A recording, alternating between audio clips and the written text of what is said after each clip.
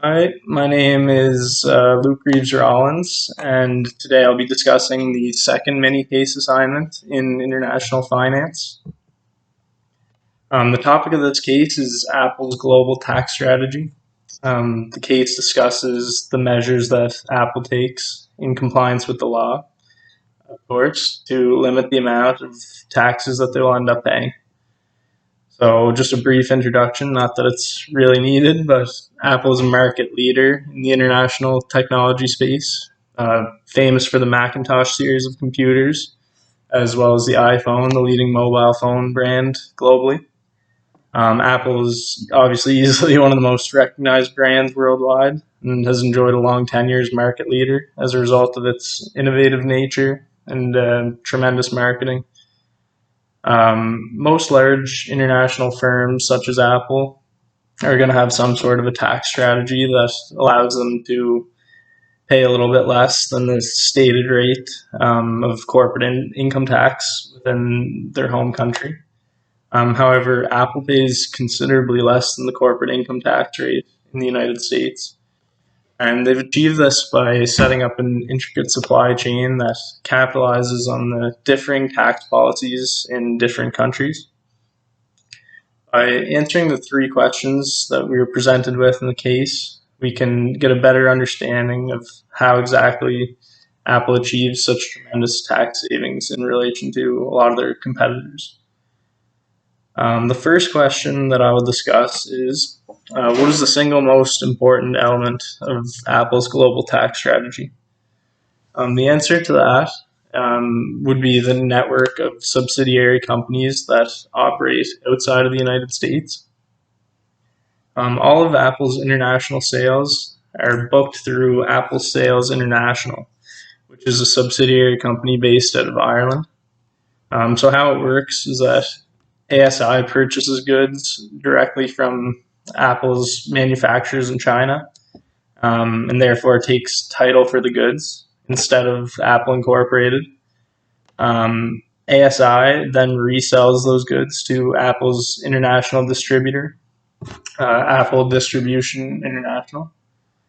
ASI pays out the profits it earns in the form of a dividend to its parent company, Apple Operations Europe, again, which is based in Ireland. The foundation of this successful tax strategy comes from the cost sharing of the research and development between Apple Incorporated and Apple Sales International. By sharing the costs of this research and development, they're also able to share any resulting intellectual property that may arise from the operations. Because ASI is based out of Ireland, any profits that are earned from their operations are not immediately taxable within the United States. This is a good thing, given the relatively high rates of corporate income tax within the United States. You would then assume that if Apple Sales International doesn't fall under the jurisdiction of the United States, that they would fall under.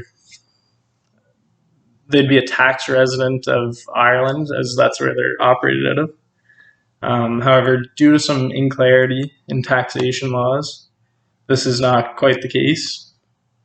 So the network of subsidiaries that Apple has strategically put in place serves the purpose of reducing the amount of taxes Apple pays by capitalizing on some unclear clauses within the law and strategically placing the title of goods in the hand of a foreign subsidiary that has more favorable taxation rules associated with it than Apple Incorporated would have.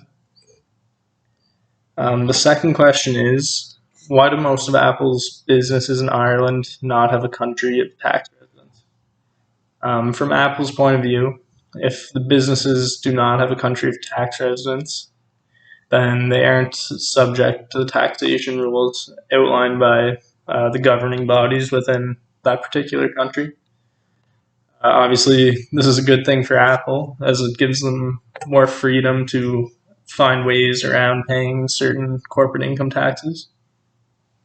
if Apple Sales International was based out of the United States, they'd be subject to pay corporate income taxes within the United States, which we have discussed are pretty high and kind of unfavorable for Apple.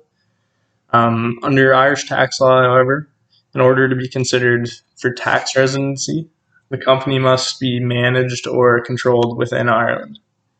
The fact that ASI is a subsidiary of Apple Incorporated, which is primarily operated from the United States, ends up making them exempt from having tax residency in Ireland as well. The American regulations for tax residency state that the company must be incorporated within the United States to have tax residency. Because ASI is incorporated within Ireland, they kind of get away from that one as well. Instead of paying corporate tax to either Ireland or the United States, they've actually ended up working out a deal with the Irish government in which they pay around 2%. The statutory tax rate in Ireland is about 12%, which is much lower than that of the United States to begin with. This begins to paint the picture that shows us that Apple is achieving massive tax savings by engaging in these cost-sharing practices. The end result for Apple is being much more profitable by looking to these offshore subsidiaries that can provide them with an advantage in terms of favorable taxation laws that they can't really achieve at home. The last question is, why does Apple Operations International, which is, again, that subsidiary that captures most of Apple's global profits outside of the Americas, not pay taxes to Ireland or the United States? The simple answer to this question, we kind of already talked about it in the last one, is that Apple Operations International has no tax residence per se. Again, this means that they're not obligated to pay taxes to a particular country. How this is achieved is based on differences in taxation laws between different countries. Apple has come up with a system that is technically legal, but it allows them to achieve massive savings. To have tax residency within the US, the company must be incorporated within the US. Ireland has a completely different set of criteria that determines if a business has tax residency within their country. One of the criteria that has been kind of exploited by Apple in this case, that the business must be managed or controlled within Ireland to be considered a tax resident. In Apple's case, the main controller or the managing entity of the brand is Apple Incorporated, based out of California in the United States. Apple has formed subsidiaries within Ireland and incorporated them in Ireland so that they effectively have no country of tax residence.